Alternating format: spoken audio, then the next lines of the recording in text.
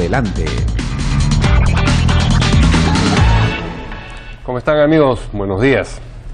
Para la entrevista política de hoy hemos invitado a la congresista fujimorista Luz Salgado. ¿Cómo está, congresista? Buenos días, Mario. Tenemos varios temas para conversar con usted, pero tenemos que empezar por aquello que hemos conocido esta mañana, que es la carta que le ha enviado el presidente Humala a quien preside también el Banco Central de Reserva a propósito de el aumento de sueldo que había dispuesto para sí de 6%. El presidente Humala le ha mandado una carta mostrando su profundo desacuerdo, diciendo que si bien respeta la autonomía del BCR, pues le parece muy mal que, siendo uno de los funcionarios que más gana en la estructura del Estado, se aumente el sueldo. ¿Qué impresión tiene usted de esta carta del presidente Humala? La forma es la que no me gusta. Creo que, lógicamente, a nadie le cae bien que se aumenten los sueldos de los funcionarios públicos. Pero creo que si él dice que respeta la autonomía del BCR... Que la respete, pues. Que la respete. Y aquí está en una clara interferencia, y esas son malas costumbres que está aprendiendo no sé de quién. Y lo que ha tenido que hacer es decírselo en privado, en todo caso. El hecho de que se haya filtrado la carta... Él está en constante comunicación con su ministro de Economía y con el presidente del BCR. En constante comunicación, porque tiene que estar viendo casualmente este problema económico, tiene que estar viendo los niveles de crecimiento o decrecimiento, y yo supongo que mantiene una estrecha relación. ¿Cómo es posible que luego tú hagas una carta pública para quedar bien con la platea? Creo que esa es la intención, quedar bien con la platea a sugerencia de no sé de quién, malos asesores, porque ha podido conversarlo en todo caso, pero bueno, pues queda bien con todos los demás. Es una medida efectista, estoy entendiendo que es lo que usted es efectista y no está respetando la autonomía del BCR, ¿no? Creo que es más para la platea. Mencionaba uno de los invitados de las entrevistas que se han hecho también esta mañana aquí en De 6 a 9, que bueno hubiese sido que la observación fuese similar cuando los ministros intentaron hacer un aumento de sueldo. Él justificó más bien el aumento de los ministros a 30.000, aparte de los beneficios que ellos tienen de gasolina, caja chica y movilidad, choferes, seguridad, todo eso, ¿no? Si los congresistas hubiéramos hecho eso, ya nos hubieran destrozado, ¿no? Y los congresistas tenemos nuestra propia movilidad, gastamos nuestro sueldo la gasolina, no tenemos todas las bollerías que tiene un ministro, por si acaso. Y estamos mucho menos del sueldo de un ministro. Sin embargo, él, cuando se aumentaron los ministros, que fue todo un escándalo, no dijo esta boca es mía, muy por el contrario, justificó, y ahora que un funcionario de alto nivel, y sobre todo por la autonomía que tiene el BCR, por la delicada función que maneja, que tiene que tener expertos técnicos de primer nivel, y no puede tener pues técnicos a los que no les puede pagar bien porque simplemente se van a trabajar a otro lugar. Entonces tiene que mantener un estatus, pero en fin, creo que lo pudo haber hecho de otra forma, ¿no? De otra forma.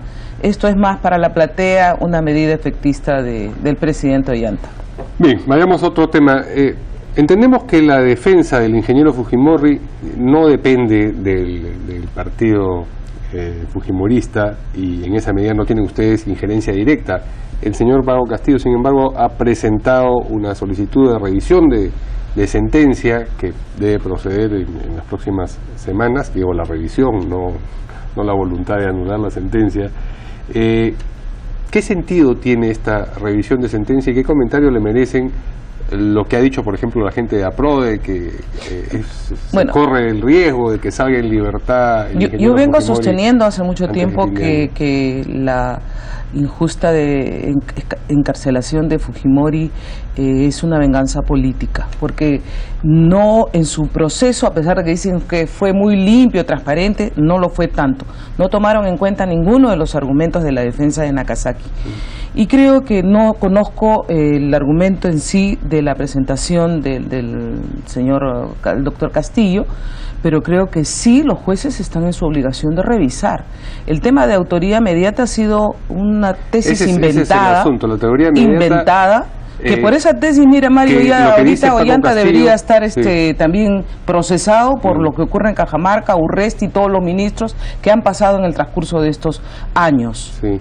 Entiendo que el argumento del abogado Pablo Castillo es que en una sentencia se le atribuye la autoría inmediata a Fujimori, en otra a Montesinos, entonces él entiende que hay una contradicción ahí y que eso daría mérito a que se revise la sentencia. ¿Eso es así? Yo creo que sí tiene mérito que se revise la sentencia, pero además creo que no se debe interferir nuevamente en lo que está haciendo APRODE y estas organizaciones que manejan a muchas personas con su dolor y con las indemnizaciones, porque esa es la verdad.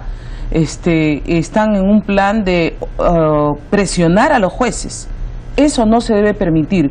Ellos que hablan del respeto, de la autonomía del Poder Judicial, no tienen por qué hacer presión, y lo que están haciendo es presión mediática, además llamando a la Corte Interamericana diciendo que aquí se va a cometer un gran atropello.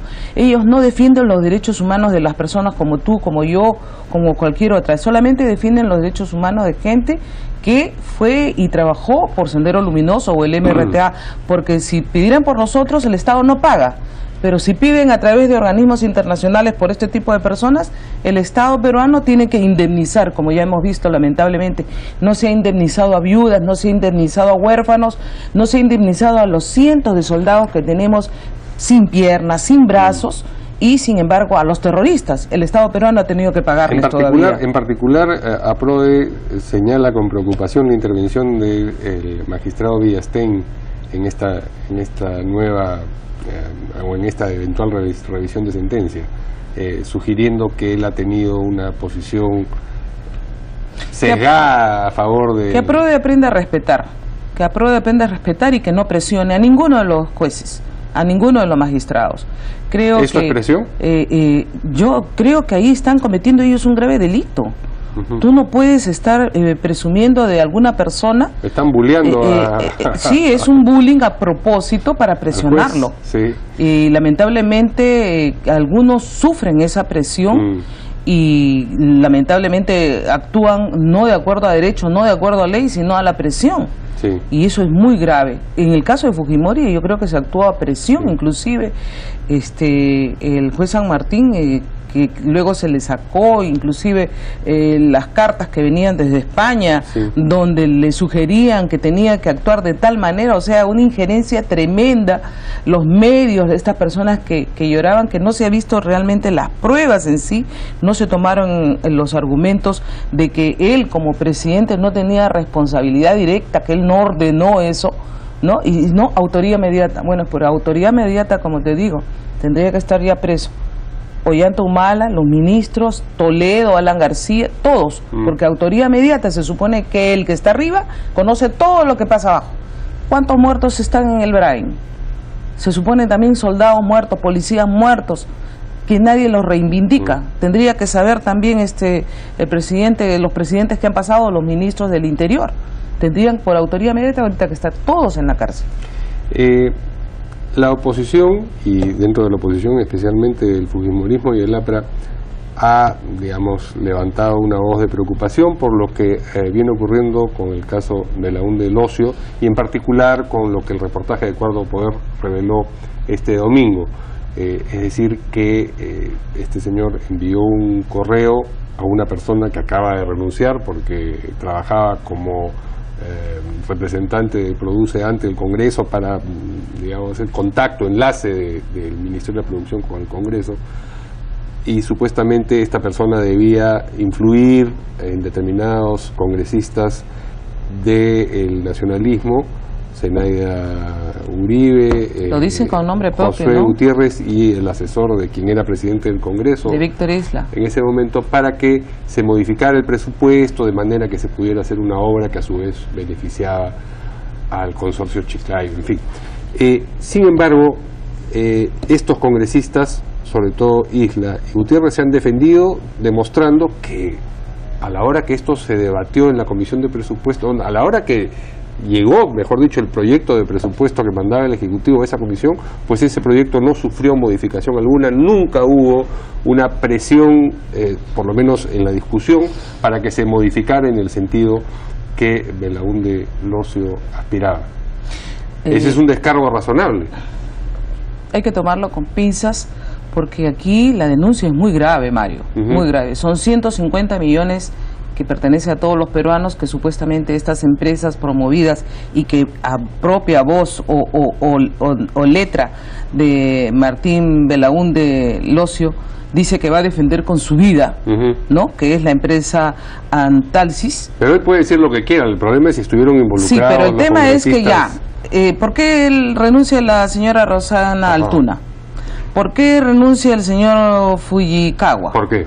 ¿Por qué? Renuncia casualmente porque han tenido una estrecha relación con este personaje que les está resultando muy incómodo a la pareja presidencial, que no solamente fue su asesor, sino su donador en campaña, que ha sido su promotor en campaña y que, o sea, ha estado cerca. Este señor dice, no, ahora se jacta, es un fanfarrón. No, no.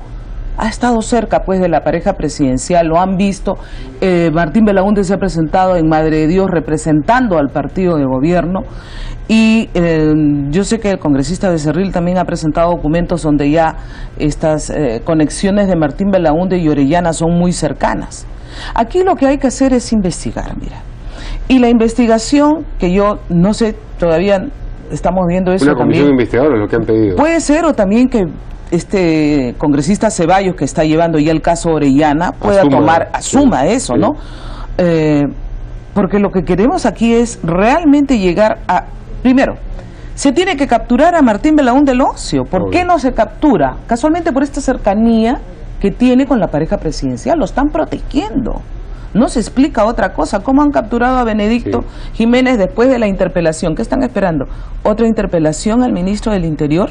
Ya debería estar capturado, porque si no se le captura a Martín Belaúnde, ¿qué investigación vas a llevar a cabo? ¿No? Muy bien. Y también hay que ver las obras que esta empresa Antalsis, ojo, todos los que han estado en Antalsis tienen que rendir su manifestación y no se escapen. Ya la Fiscalía debería estar actuando de oficio, porque son 150 millones que supuestamente se ha sacado en forma irregular, festinando trámites y con favoritismo, y ahí tiene que ver mucho también el personaje del IPD, ¿no? Y estos congresistas que han servido de nexo con este personaje tan nefasto como es Martín Belaúnde Locio, sobrino de Castañeda Locio, y muy afines a la pareja de Ollanta Humala y Nadine Heredia. Le agradecemos mucho a la congresista Luz Salgado. Había tantos otros temas, pero la vamos a invitar pronto para con todo gusto, profundizar Mario. en ellos. Gracias. Buenos días. Se quedan con Carlos y Carla.